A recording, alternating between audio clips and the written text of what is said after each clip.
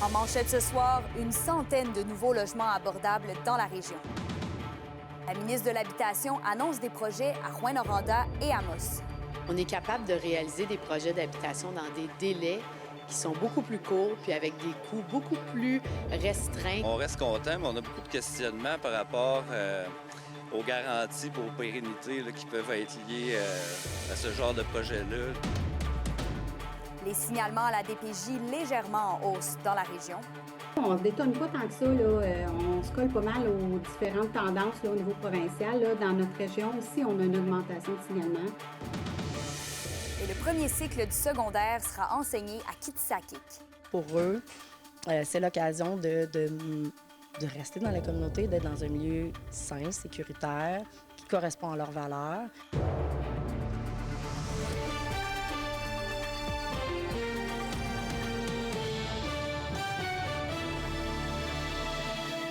Bon jeudi soir à tous et bienvenue au TVA 18h. On débute le bulletin ce soir dans le monde de l'habitation. Pour pallier à la crise de logement à Rouyn-Noranda, un nouvel immeuble à logement abordable a été inauguré ce matin par la ministre responsable de l'Habitation. Et William, ce sont 60 logements qui seront bientôt disponibles. Oui, Kémélia, dès le début du mois de août, le nouveau projet immobilier appelé Faubourg-Osisco accueillera ses premiers locataires. Parce qu'au final, il y aura 60 autres logements qui seront également construits pour recevoir des familles à revenus faibles ou modestes. Situés sur plutôt la rue Perro-Ouest et avec une vue sur le lac Osisco, les locataires admissibles pourront bénéficier du programme du supplément loyer du Québec, le PSL, qui leur permettra de payer seulement 25 % de leurs revenus pour leur loyer. Le prix moyen pour un 4,5 sera donc environ de 825 $ par mois. Le premier immeuble aura pris 12 mois à bâtir et au coût de 19,6 millions, ce qui est un exploit d'après la ministre responsable de l'Habitation. On est capable de réaliser des projets d'habitation dans des délais qui sont beaucoup plus courts puis avec des coûts beaucoup plus restreints que ce qu'on voyait avant. Alors, c'est la preuve que ça marche, que c'était une bonne idée de sortir de la boîte puis des programmes traditionnels. Donc là, on a des outils qui fonctionnent puis qui livrent des logements plus rapidement pour les gens qui en ont besoin. Alors, 120 logements au total dans ce projet-ci, le Faubourg Osisco. Donc, 120 logements. Comment est accueillie l'annonce par les organismes de la région? L'Association des locataires de l'Abitibi-Témiscamingue, la LOCAT, est évidemment heureuse de voir se construire plus de logements abordables, mais soulève tout de même certaines inquiétudes, parce qu'il n'y aurait pour l'instant aucune obligation pour le constructeur d'un nombre de logements minimum dédiés aux locataires bénéficiant du programme PLS, comme je parlais un peu plus tôt. Voici l'un des organisateurs communautaires de la LOCAT. L'équivalent dans le neuf, on s'entend, c'est au-dessus de 1 500 $. Donc, sans subvention gouvernementale, ça se pourrait pas pour bien les ménages. Sauf que les ménages avec les besoins les plus impérieux en logement, puis qui sont plus à risque de se trouver en situation d'itinérance, ne sont pas nécessairement capables de se permettre des logements à ce prix-là. Là, c'est là qu'on vient essayer de pallier avec les PSL. Mais on n'a pas de garantie sur combien de PSL il va avoir.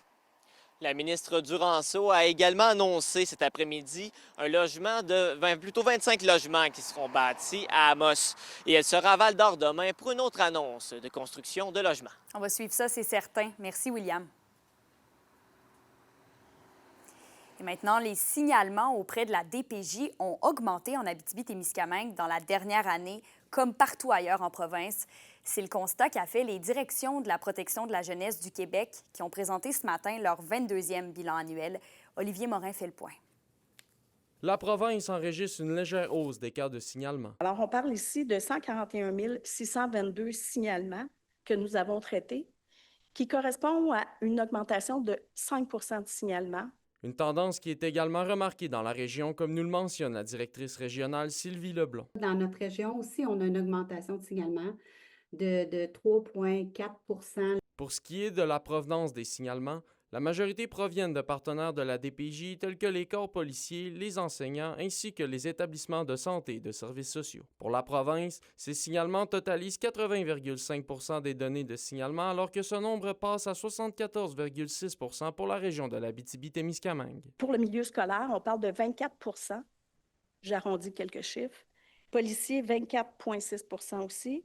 Et les employés des différents CIS, CIUS ou autres organismes, 31,8 Au niveau des employés là, des différents organismes, on est à 33,17 au niveau des milieux policiers, on est un petit peu en bas on va dire, du Québec, là, de la moyenne provinciale. On est à 21,35 au milieu scolaire, là aussi, on est en bas, un petit peu en bas là, de la moyenne du Québec. On est à 20,12 Au niveau des enjeux, l'augmentation des demandes au niveau de la santé mentale préoccupe de plus en plus la DPJ. Clairement que ça a un impact, on le voit sur le terrain, on le voit chez des parents, mais on le voit aussi chez notre clientèle aussi, de plus en plus en bas âge en plus. Dans un contexte où les demandes de services sont en augmentation, la pénurie de main-d'œuvre vient jouer les troubles fêtes. On a encore de la main-d'œuvre indépendante dans certains secteurs plus que d'autres, là. C'est en moyenne une vingtaine de postes encore là, qui sont dépourvus. L'un des objectifs que s'est fixé la DPJ dans la région pour l'année en cours est d'offrir une plus grande accessibilité des services à la population.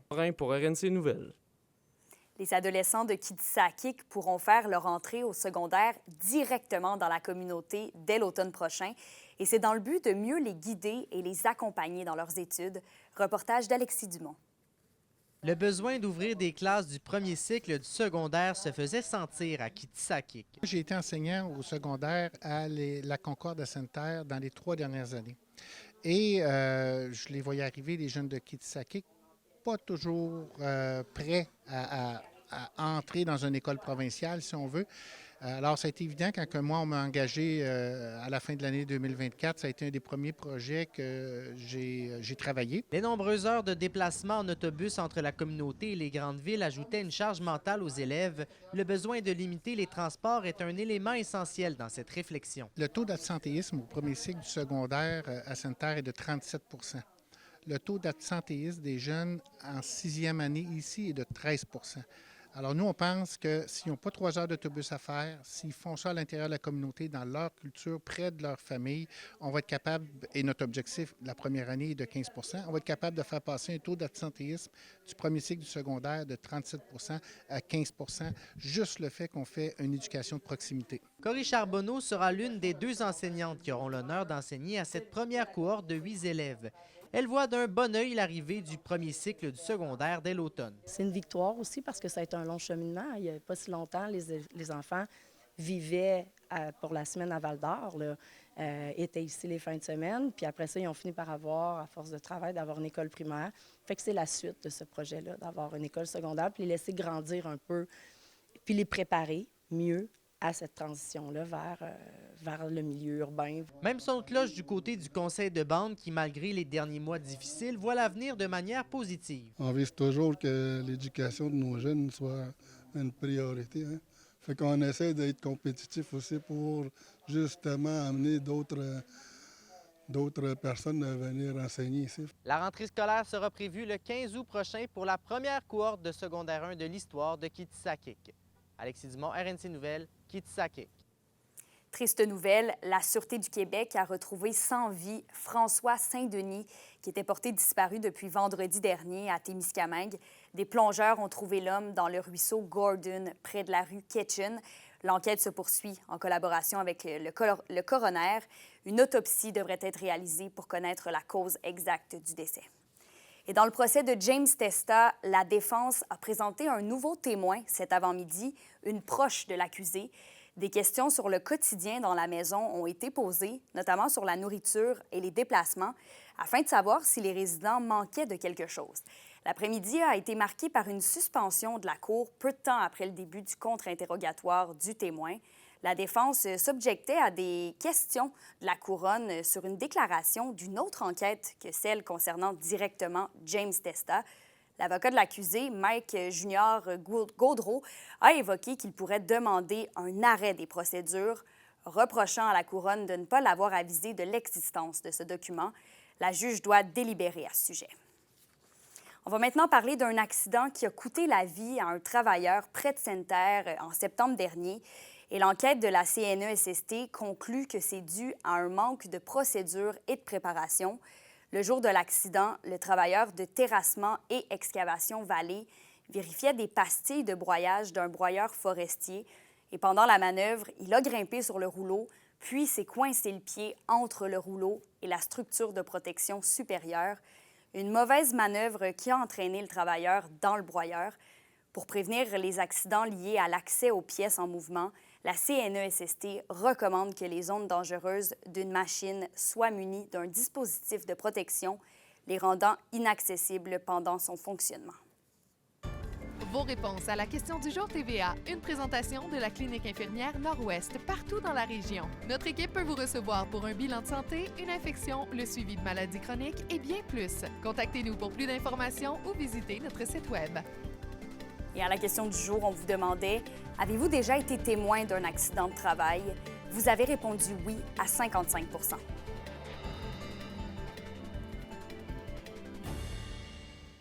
Lancée il y a plus de 7 ans, puis freinée par la pandémie, une ambitieuse modernisation prend enfin son envol à l'aéroport régional de Val-d'Or avec l'achèvement de vastes travaux. Élise Tessier nous en dit plus. Des infrastructures modernisées, notamment avec une piste rénovée et un nouveau balisage lumineux. Les améliorations apportées à l'aéroport régional de Val-d'Or au coût de 15 millions de dollars sont cruciales, selon la directrice générale Hélène Paradis. Le projet était vraiment important. On est chanceux à Val-d'Or, on a une belle piste dans les 3e plus grosses pistes asphaltées au Québec, une piste de 10 000 pieds, mais on se doit d'éclairer cette piste-là, ça va de soi. Et le balisage que nous avions était vraiment rendu désuet, les pièces dataient. C'était difficile, après 2024, c'était réellement difficile de devoir remplacer ces pièces-là. Donc, on a vraiment, avec l'aide de nos partenaires financiers, de l'équipe, de nos usagers, on a réussi à vraiment rénover l'ensemble du balisage lumineux ainsi qu'une partie le tablier principal aussi. Fait que 2024-2025 majeur, mais majeur aussi essentiel pour l'avenir de l'aéroport. Le maintien de cette piste à pleine longueur n'est pas seulement une décision technique, mais un levier concret pour l'essor économique régional, comme l'explique Isabelle Hiergeau. L'avenir du développement économique pour toute la région de l'Abitibi-Témiscamingue et le nord du Québec. Avoir une piste de 10 000 pieds, là, c'est vraiment quelque chose de très, très spécial pour nous ici en région et pour Val-d'Or. Donc, avoir une piste de 10 000 pieds permet aux gros porteurs de pouvoir décoller. Un gros porteur, un Boeing 737, plein de cargaisons et de passagers et ou les deux, et ou seulement de la cargaison, a besoin de 9 500 pieds de piste pour décoller. Donc, le fait d'avoir conservé la 10 000 pieds et de la resurfacer la 10 000 pieds au complet, c'est un apport économique incroyable pour notre région. Maintenant que la première partie de ce projet est finalisée, l'aéroport de Val-d'Or entame la seconde phase qui vise à refaire la surface des 10 000 pieds de piste d'ici l'an prochain. Élise Tessier, RNC Nouvelles, Val-d'Or. Et on reste à Val-d'Or. Il y aura des travaux sur la voie de contournement de la route 117, et ce pour les 3 prochaines semaines. Le ministère des Transports procède à l'asphaltage d'un tronçon de 6,3 km entre le carrefour de la 3e avenue jusqu'à la sortie ouest de la ville. Il y aura donc fermeture de route seulement en soirée et durant la nuit. Pour connaître les détails des entraves, vous pouvez consulter le Québec 511. Et on passe dans le milieu agricole. Alors que les agriculteurs et les entreprises du secteur bioalimentaire reçoivent un coup de pouce du gouvernement provincial pour leur transition climatique, Québec annonce une bonification de plus de 81 millions de dollars, une somme qui s'ajoute aux 106 millions de dollars déjà prévus pour le secteur agricole. C'est donc au total plus de 187 millions de dollars d'ici 2030 qui seront attribués, ce qui représente une hausse de près de 80 %. Avec ce montant, les producteurs vont pouvoir mettre en place des projets de réduction des émissions de gaz à effet de serre. L'indice boursier minier au TVA Nouvelle 18h est une présentation de GFM Groupe Financier. Dirigeants d'entreprises et particuliers, fiez-vous aux experts de GFM pour vos placements, assurances de personnes et assurances collectives. Car pour vous, ils vont au-delà de la finance. La programmation des festivités du 100e anniversaire de Palmarol a été dévoilée. On vous en dit plus après la pause.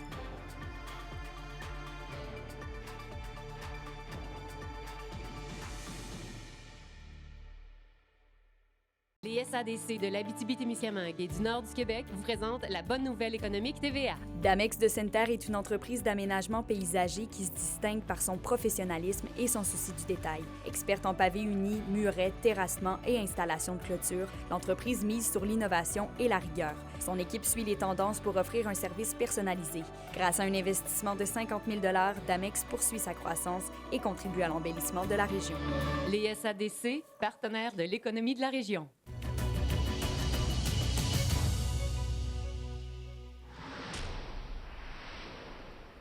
La programmation des festivités du 100e anniversaire de Palmarol a été dévoilée. Parmi les activités phares du 30 juillet au 2 août 2026, il y aura la grande parade du 100e, les retrouvailles des majorettes Les Astrelles et le marché public spécial centenaire. La troupe à cœur ouvert va aussi présenter un spectacle théâtral original retraçant l'histoire de Palmarol en intégrant les chansons du Paradis du Nord pour 5 représentations. Le comité du centenaire invite la population à se joindre en grand nombre aux festivités qui promettent d'être mémorables et rassembleuses. C'est sûr qu'on fête le centenaire de la paroisse, donc il y a un côté religieux, un côté spirituel qui prend beaucoup de place. Il va y avoir bien sûr un pique-nique familial, il va y avoir, si je prends le vendredi, une exposition qui va prendre lieu à l'église de Palmarol. Je pense que c'est une façon de rassembler les gens, de montrer aussi le savoir-faire de la communauté pour une raison, parce que si je prends entre autres, il y a une activité qui va avoir lieu. Il y a les entreprises agricoles et les entreprises industrielles de Palmarol vont ouvrir leurs portes pour montrer leur savoir-faire. Donc, c'est pas rien, c'est une belle initiative. Puis, on remercie bien sûr toutes les entreprises qui, à ce jour, ont bien voulu répondre à notre appel. Et le rodéo de la Sarre a lieu en fin de semaine. Ça débute dès ce soir avec le Rock and Bulls et quelques billets sont toujours disponibles. Au courant de la fin de semaine, plusieurs activités familiales gratuites sont offertes, comme de la danse en ligne, évidemment, du taureau mécanique, du laser tag et plus encore. Au niveau des spectacles, Rick Doff, DJ Yann, les frères Moreau et Guylaine Tanguy vous feront danser en soirée. Tous les billets pour les rodéos professionnels ont déjà trouvé preneur il y a plusieurs semaines déjà. Le passage de l'un des plus grands boxeurs de l'histoire, Mohamed Ali, en 1983, a été immortalisé à Rouyn-Noranda. On vous présente le tout après la pause.